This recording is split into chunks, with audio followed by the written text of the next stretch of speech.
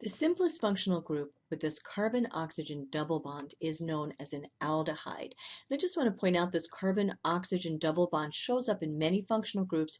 It's known as a carbonyl group, and I'll often refer to this carbon as a carbonyl carbon. Now let's just talk about the oxygen for a minute.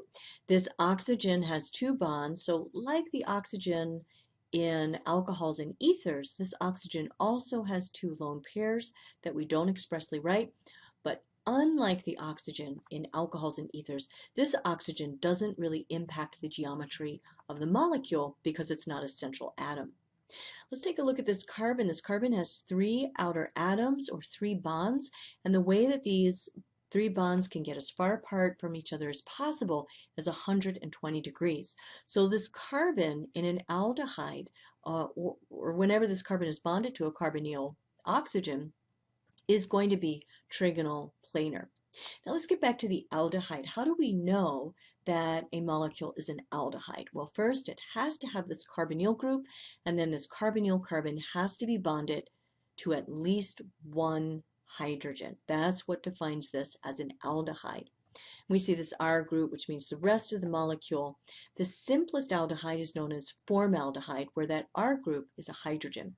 Sometimes the R group can be a hydrogen, sometimes it can't be. In formaldehyde, that R group can be a hydrogen.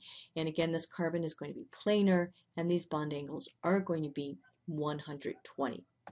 Aldehydes show up in a lot of flavorings. For example, the flavor of almonds is due mostly to this chemical known as benzaldehyde, and the characteristic flavor of cinnamon is due to this aldehyde known as cinnamaldehyde. Now, I just want to point out a few things about aldehydes when we look at these line angle structures. Usually, we do not draw the hydrogen bond two carbons in aligned structures. But because aldehydes can be tricky, sometimes we expressly write that hydrogen to the carbon to make sure that you're clear that it's an aldehyde. So here's this aldehyde group, this carbonyl carbon bonded to a hydrogen, and then another carbon-containing group.